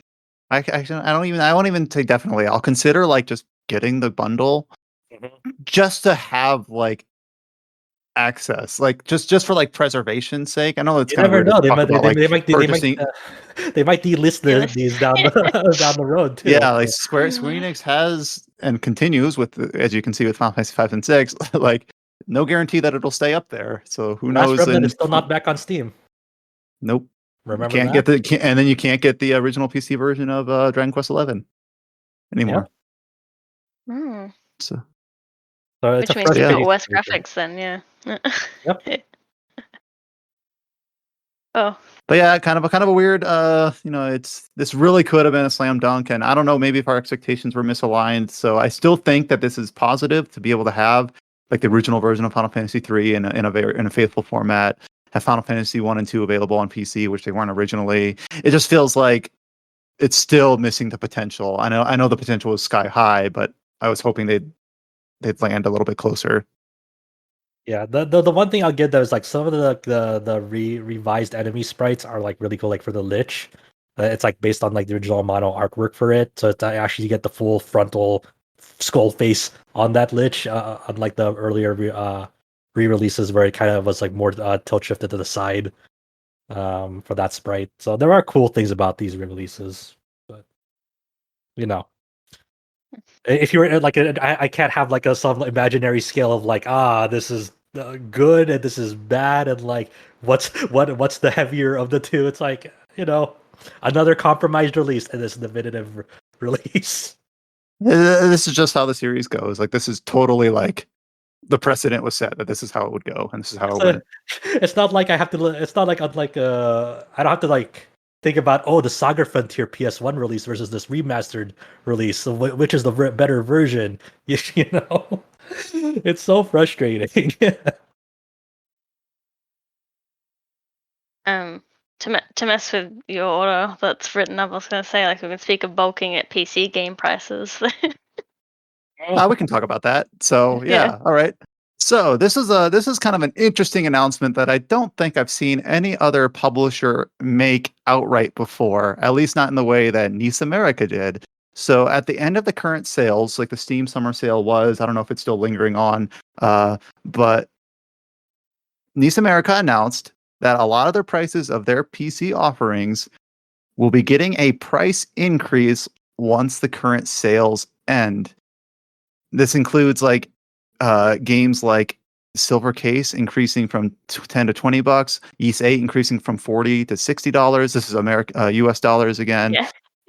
And they publish this like in a newsletter, almost like for our benefit, where they have like a table of like, here's what all the new prices will be. You can now spend $20 for Yomawari Night Alone instead of 10. And it's weird to have this be so candid. Like we like prices I'm sure have fluctuated before, and then like people who like do the price trackers on like Steam or whatever will notice these things, but they just like got ahead of that and like, nope, we're just telling you outright that this is what's going on. And then also like with the very vague qualifier, pricing per region may vary. So it's like, is everything going to see the same increase? Will some regions see a higher increase? Apparently, Ys 8, like the full price for it on Australian Steam is $60, whereas I reckon if I opened up the eShop or something, it'd probably be 80 or 90. Usually, NIS games are $90 in Australia on like the consoles. So I have a friend that's in Honduras who, alongside this announcement, NIS America just outright changed the regional pricing. So before this announcement, they would have been able to get Cold Steel 4 on PC for around $20, and now it's just $60 no matter where you live. So I'd say actually the bigger news of this whole thing is not what they announced, but what they did alongside the announcement, which is the regional pricing change, which honestly, I think so many people just don't understand how big of a problem it is with companies like continually just saying, hey, we understand why regional pricing is a thing, but screw all these people in third world countries that don't want to spend the equivalent of $180 for a video game. Yeah, a dollar is a dollar. We're not going to factor in, purchasing power. Like, yeah, something like that happened in Genshin Impact too, where they basically forced all the region to have the same like pricing or something like that. So frustrating. And the only speculation that I saw on this is that a lot of these prices went down, like I think it was like 12 or 18 months ago. And I guess, and this is like playing a lot of devil's advocate, where it's like, I guess they saw that there was like the demand was inelastic. So when they lowered the price, their revenue also went down because they didn't see like the surge in sales that they wanted to see. So now they're increasing the MSRP back up so that when they do have sales, they can spruce it up with a shiny higher percentage. Like now you can get Ys 8 for 66% off for $20 rather than being half off for $20, and more people will buy it that way and increase our bottom line. It's like you have to be really cynical about like, why would they do this? And the inverse effect of that too is like, since they announced it before the Steam sales is over, the Steam sales aren't done until the July 8th, so there's still about almost a week left on those. Since they announced that before those have ended, now people are like, oh shit, we better get these before they raise the price up now. So they're just driving, like rubbing their hands together. So they're just that's another way to just drive sales in the opposite effect, which is, I guess, I don't know. What a weird announcement. It's like, hey guy, just wanted to let you know that everything's gonna get more expensive. Very soon. And adding to the fact about the regional pricing going under the radar, the regional pricing dropping that going under the radar, and even in the most gracious interpretation, it's just to try to make their sales look better. Maybe there's really no way to shape this in any sort of positive light. It's just weird. Just, I don't know. All right, on more happy news. So those the Pixel Remaster news and the Mana series were kind of like the two big events of the week. But as always, a few other things like filtered out through individual publisher announcements. One of those was a release date for the mobile game NieR Reincarnation. So this released in Japan, or the Japanese version of it released in February this year, and we had the beta event and the storefront showed up for the global release. And the only real knowledge that we had of a date was that if you went to like the App Store, it had like some like December, some November date. Yeah. It had some like November date, which was just like a placeholder. But we got an official announcement alongside with a new version of the opening cinematic that NieR Reincarnation will release on Android and iOS on July 28th, so before the end of the month. So having just now recently finished NieR Replicant the first time and playing NieR Automata when that came out, I do have a passing interest in this. I just I've never played a gacha game, so I've got to I don't know, how is it going to feel? Can I still get something out of this without diving headfirst into that soup? Because I've heard some impressions have been really strong, but they're also from people who are more invested in these styles of games or have more experience with them. So I would probably give this a go. Yeah, if you just give it a shot and don't get invested in a gacha, that's the real end goal. Is obviously if you have the currency, go roll, but don't don't go dive into the deep end.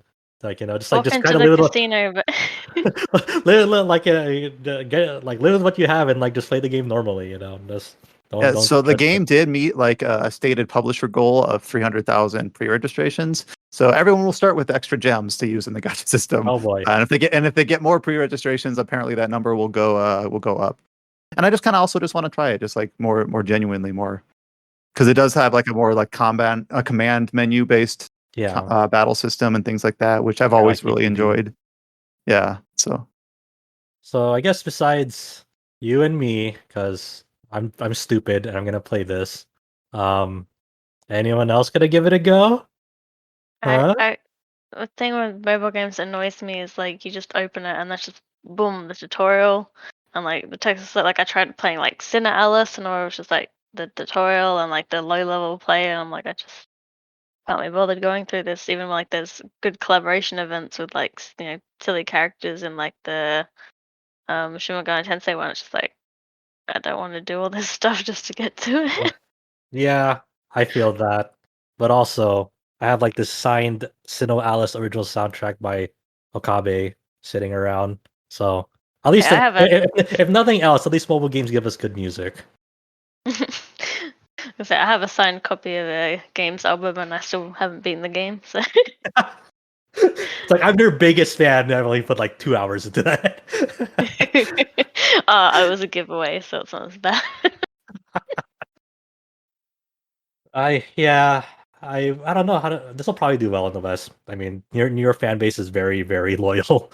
So if Saga can find a success in the West with its mobile game, I'm sure NieR can. Sorry, I was just gonna say it's still wild to think that NieR is like an actually important franchise for Square now.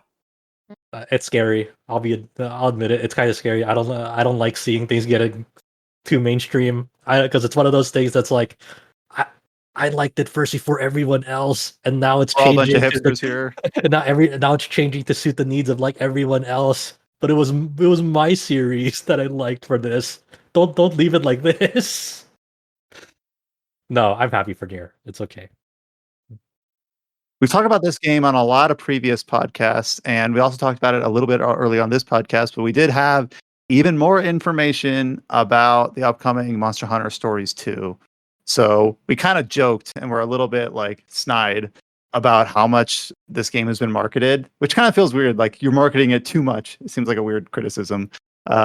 But what they actually showed this week was actually kind of really interesting. And I was mistaken about this stuff in a really dumb way. So they had a special pre-launch program where basically they were talking about, obviously this game is releasing next week. What's in store for Monster Hunter Stories 2 for like post-launch support in a manner that's actually very similar to what they did for Monster Hunter World and a little more kind of similar to Rise. More on that later. So they have a roadmap, which I know is not interesting on its own, because roadmaps are like a dime a dozen these days, and half the time they don't end up even being true. At least for maybe that's more a problem for Western publishers. But this roadmap that they've shown for Monster Hunter Stories 2 is pretty damn comprehensive. In July, they're talking about Palamute as a new monster. They're adding a bunch of monsters in August. Later in the year, like Kolth Teroth, new types of quests, Orochi Kirin, a bunch of other monsters that I'm not familiar with that James might be. New high difficulty co-op quests. It's really like say that and just being very very very vague, because obviously review embargo, weird situation where I can talk about I'm playing this game, but I can't talk about specifics because it's like but it's definitely been fun where it's like, oh hey, I wonder if it's going to be this monster. Oh shit, it was. It's one of those things where like I originally saw this roadmap and I wasn't reading it very carefully.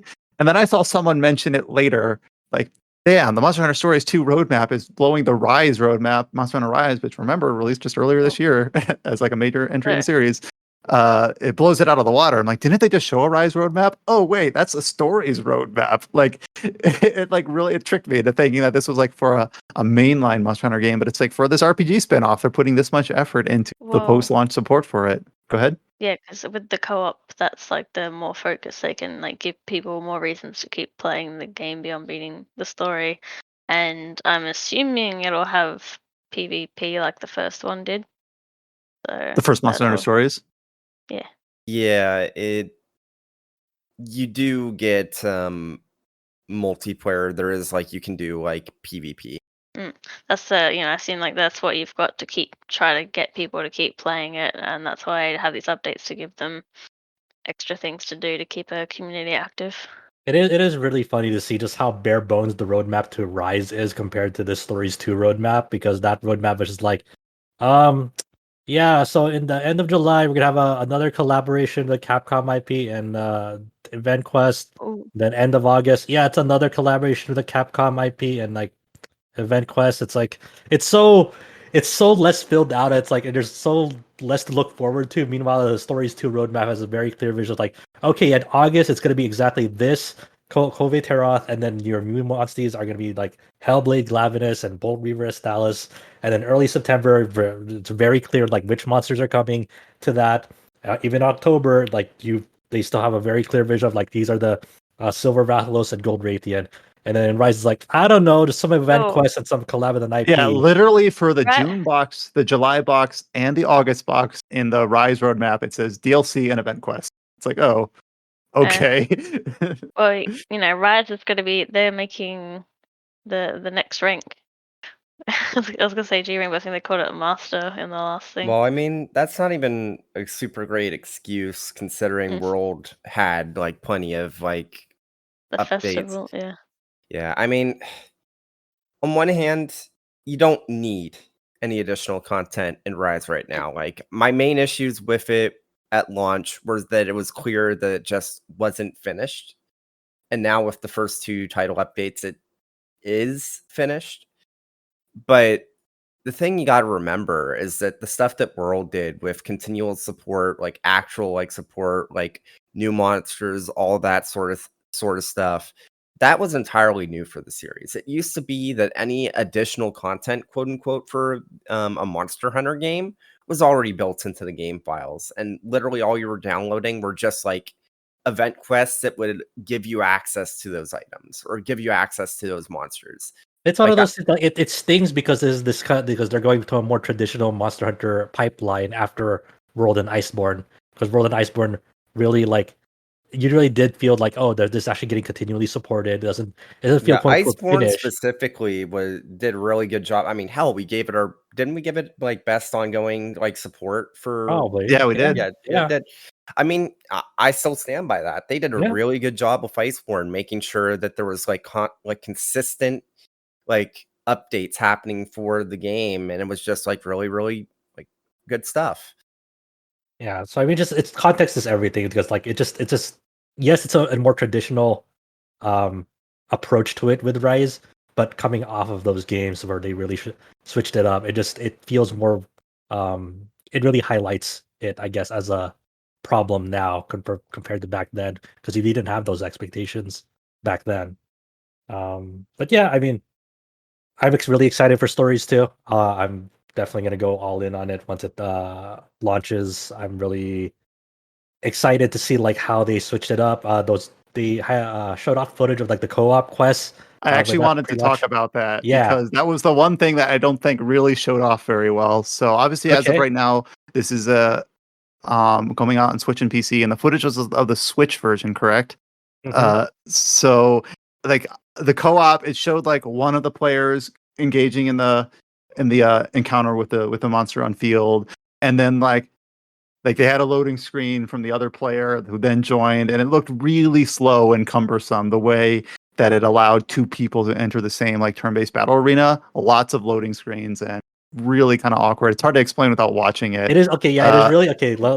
It is really funny because like in Stories 2, you can see the monster and like you approach them and then you engage in a turn-based encounter with them. So like as soon as you make contact with the monster in co-op mode, it'll like just immediately cut to like a now connecting box, like like a good like 5 to like 8 seconds. And it's like, okay, all right, and then it'll get the battle started.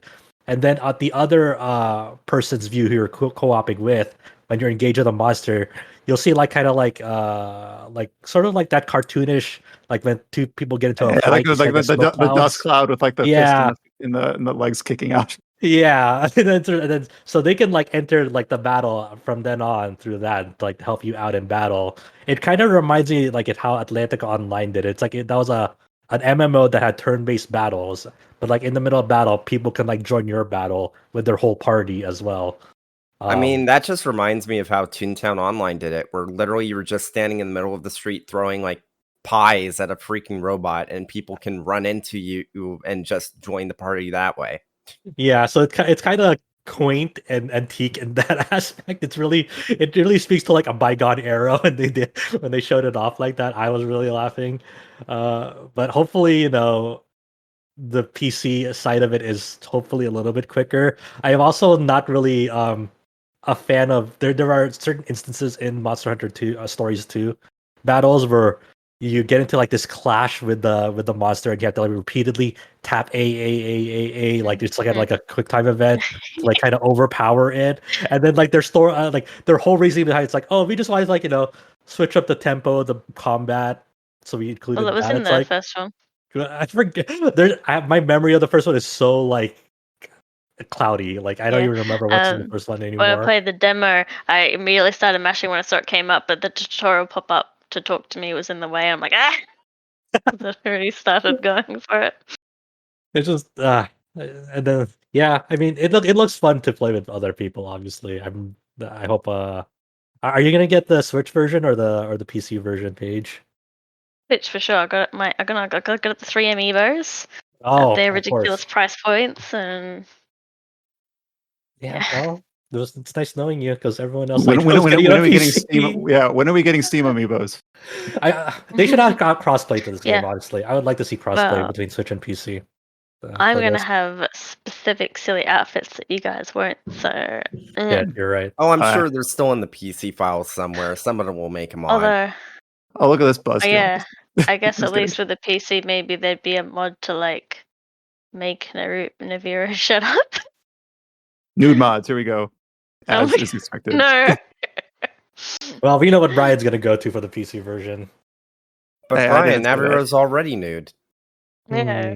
I'm not gonna There's a ask. mod to put pants on them or something. I mean, it's just costumes, but I wonder if the Umaru hoodie's gonna come back. Hmm? In the first game, there was like a Umaru hoodie that you could put on Navira. It was like a DLC. No, I want to see like I want to see like the Nintendo stuff get modded and like play as Samus and Link and all that. Yeah, I can't wait for the Nintendo collabs with this. Like, oh, here's Samus. Here's your new Monstie, Samus. Yeah, Riot hasn't really gotten those either. I think it's one of those things that, like, since it has a PC version, both Stories 2 and Rise, I think they're more. Rise is only getting Capcom collabs according to the roadmap. Yeah, like I think they're more hesitant on giving Nintendo IP collabs because it'll get a PC version down the line, and but maybe like they want to reach parity with content. More than that, they did like costumes that were Sony exclusive.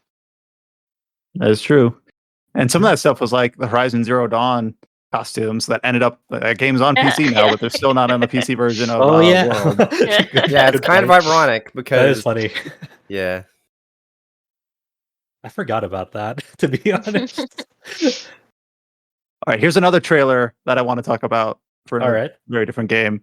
And I wasn't originally going to talk about this, but I'm bringing it up for a reason. So I'm talking about Skyward Sword HD quality of life trailer. Woo! This is so obviously this game is releasing in a couple weeks, 2 weeks basically.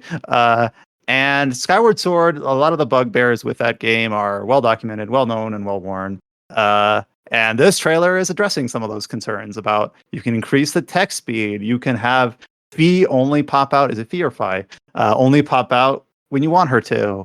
And then my favorite is about streamlined item information is how they tagged this. So famously or infamously in Skyward Sword, whenever you rebooted the game, whenever you grabbed a rupee or a material item like an amber, that you would get the tooltip that said like exactly what it was, even if you had already picked it up a dozen times. And I love how they address this in the trailer. It shows them opening a chest, getting the item in it. It's a stamina fruit, if you must know. Tells you what it does. And then it shows them saving and quitting, reloading their save, and opening the same chest and not getting the tooltip. And I just felt you got an amber relic. These amber-colored chunks of precious stone are found everywhere. No one knows where their strange shape comes from. It's just a lot of the stuff, skippable cutscenes, or like the fact that you have the dialogue box completely filled, because this is obviously the Zelda game only has like the fake voice acting, the Animal Crossing noises. And like, wait, you couldn't do that before? You couldn't just like skip through the dialogue. You had to like watch it like scroll out, and you had to watch all the cutscenes. That I'm less surprised by. So a lot of this stuff is weird that they're taking a marketing angle on this sort of stuff, but I guess maybe it works. Like I love it. It's so funny. Like people have to understand that like playing Skyward Sword back in the day, the original release was like it was so excruciating with so many of its like. I couldn't get past the motion controls because it wouldn't recognize me fainting attacks. Yeah, I was stuck on the like first year I'm back just for like surprised that ages. so many people liked the game back in the day. I mean, it got extremely like highly acclaimed scores from game review sites all over the world. but the critical reviews are one thing, but like actual like word of mouth on it. Anyone you speak to that has actually played the game, it's like, nah, dude, I'm good. I'm all right. There's aspects of it that I like. I like kind of what it does with Zelda. I like that it involves other characters kind of prominently, like Groose. But I'm talking like I'm trying only like in certain snippets or certain contexts. There's aspects of the game that I really enjoy, but as a complete product, I'm on the same page. Wait. So you're telling me that some people don't think that Groose is the best part of Skyward Sword because I don't know, because I don't want to be friends with those people. I like when Beetle kicks you out of his shop if you don't buy something. He drops you. Learn a little bit about him. I don't know. There's some fun stuff that they do with Skyloft, but I don't want to go. We talked about a bunch of this when this remaster was announced, but there's just so many missed opportunities here where like 10 years later or whatever, the sky, or maybe it wasn't 10 at the time, but like how bare the sky is compared to even like the Wind Waker Sea, which was already criticized for that, and it like was even worse. Just stuff like that. I'm just like, I'm surprised that that's as far as they went with some of the stuff like that. But I do not plan on replaying this remaster. I just hope more publishers take note and have dedicated quality of life trailers to their releases like this moving forward. I want to hear about all your new tooltips and all your new like shortcut configurations. Give it to me, please. More quality of life trailers. Your quick loads and your quick saves. Couple other little tiny pieces of bit news. Here's one that's actually pretty exciting. We got an update on sales for the Persona series. Specifically, that the Persona 4 Golden PC port has sold 1 million copies, which is, I think, crazy and also remarkable. And also it kind of shows like the untapped PC market for this series. So obviously this release as a surprise last year. It was a $20 price point. It's the only full Persona game on PC. Obviously Strikers has joined it since then. Go ahead, Paige. Are you looking forward to the 1 million units survey they're gonna do? Asking for I don't know. I don't know about that. What's that? I just made the joke. Oh, I see. I'm sorry. Because Atlas and Sega usually like they're more very they're very heavy-handed with their surveys. They like it seems like every quarter they always release a survey and like say, hey, what would you like to see on PC? And then they have like check boxes like the Devil Summoner series, the Shin Megami Tensei series, or whatever. It's like, all right, can't wait for the other survey. You know what this tells Atlas for the Persona 4 Golden PC sales? What does it say? It tells them we're never going to release another Persona game on PC ever again. Yeah, this is a one and done. Yep. The other part of this was that Persona 5 Royal has sold more than 1.8 million units. So pretty good for exclusive these days. And then the Persona series as a whole has reached 15 million. Does that put it above Gex? No, I think Gex is still on top. Damn. Next time. Yeah, Gex is the king, dude. You can't compare. You can't compete. It's Gex. What's the latest Gex game? I haven't played that series since PlayStation 1, so I think that's pretty much it. Is that it? That's that. Okay, fine. I wasn't expecting that. I'm Googling Gex series, going to its Wikipedia page. You brought it up, so it's like it's such a stupidly like wide joke that like people have been like kind of memeing on and like, oh, Gex has outsold all of Persona. Who cares about how much it sells? Gex 3 Deep Cover Gecko was on PS1 and N64. There you go. Released in 1999. There you go. Stupid Gex. But it is still weird that like as of 2 years ago, like the two big JRPG, and I know there's more than this, but the two big JRPG absences on the PC space were Persona and Kingdom Hearts, and now they're both there in some respect. Kingdom Hearts almost entirely, so that's kind of crazy. And you might, see more Sony output on their end because they acquired Nix's. They were the PC port company who did like the Tomb Raider games, and the Deus Ex series. So might have more previously exclusives coming to the PC. I love this is the obligatory Bloodborne. Yeah, I love how so Sony announced that they purchased Nexus and Housemarque using these like pre-made assets to share it with like a banner of all of these different Sony properties in the background, and then like the Japanese PlayStation account accidentally announced that they were buying Bluepoint, and now like Bluepoint's trying to say, "Oh no, we're still fully independent," even though the asset was unique and it came from an official PlayStation account. Yeah, I wonder when they're going to announce that. It feels certain after that, but who knows? Maybe they're still trying to finalize things, and that asset just got leaked. Who knows? But that's a weird one. That's a weird one. But I mean, I do think I'm not super invested in the Sony ecosystem, but the acquisitions that they have made seem really smart. Like, it's the sort of thing where it's like, I already thought Insomniac was theirs. I already thought Bluepoint was theirs. I already thought Housemarque was theirs. It's like all those make sense. Well, Nexus makes sense less from they've worked with them in the past, but it's like if Sony is serious about porting more games to PC, and Horizon did pretty well, Days Gone did pretty well. I mean, it makes sense that they'd want to have a more dedicated studio that has a proven track record for porting console games to PC. That way they can maximize the workflow, get the ports out at a more frequent pace, that sort of thing. Yeah, it's better than contracting, because if you're just contracting things, it's like you have to be placed under a queue and be like, oh, well, we have this many clients up before you, we have to get this out. It's like I imagine Sony's like, you know what? Forget that. We'll just fucking buy you, okay? Well, who did the Horizon port? Wasn't it It was, I forget who it was. I know originally it was Out of House, but then after the original port, basically Guerrilla went in and fixed up the port themselves. So like, as far as I can tell, the version of Horizon that people are playing on PC now is basically all of Guerrilla's work, but it wasn't the case at launch. I do wonder now, like in the future, if Crystal Dynamics and Eidos Montreal ever revisit Tomb Raider and the Deus Ex series, if they get PC releases, like which studio they'll turn to for like the PC ports now, since Nixon was their go-to. Here's a news bit that maybe only I'm interested in. But the upcoming CRPG Pathfinder, Wrath of the Righteous, is also slated to launch for consoles, PlayStation and Xbox, in 2021. To me, that this is... Go ahead. I was like, wasn't there just a Pathfinder game that just got released on console the other month? Maybe. Or was it different? Well, so I've always played these on PC, so sometimes when the console releases come out, I don't really pay attention to. But it seems like in the last 4 years, Divinity Original Sin came out as a PC game and then eventually made its way to console.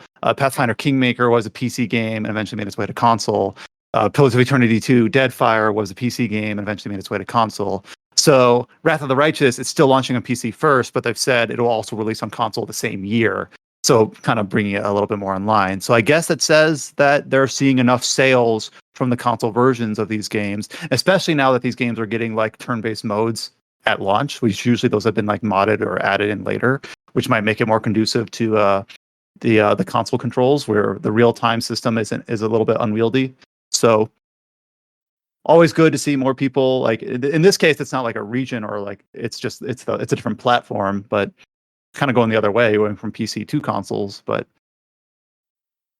I think it's just kind of good news all around. It's hard. It's impossible to dislike this. So, to be clear, Pathfinder Kingmaker released originally on PC in 2018, and then it released for consoles in 2020. So now 2-year gap to a same year gap. I swear I saw copies come in fairly recently. Local store.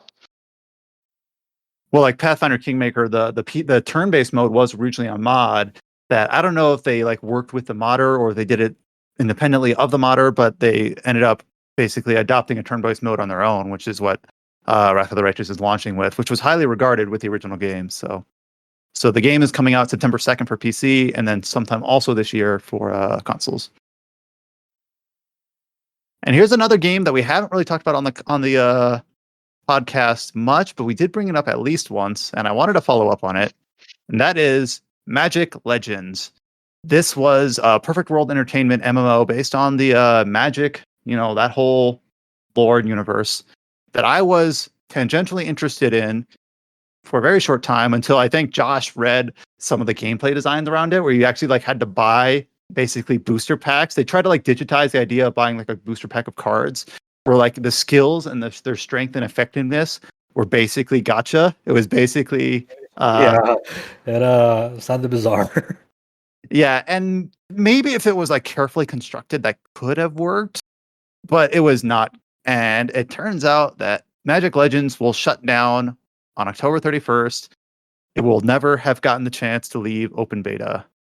So just another kind of very similar to the Crucible thing. Only even Crucible, as a disaster as that was, did release technically. It went back into beta and then was canceled. Magic Legends won't even get that chance. So not very often on the RPG site sidebar we can actually use the canceled tag. So I'm sure Adam got a kick out of that. Though honestly, what's worse, a game that released then got unreleased and canceled, or a game that just never got released? That's a good point. Both. Were you gonna say something, Josh?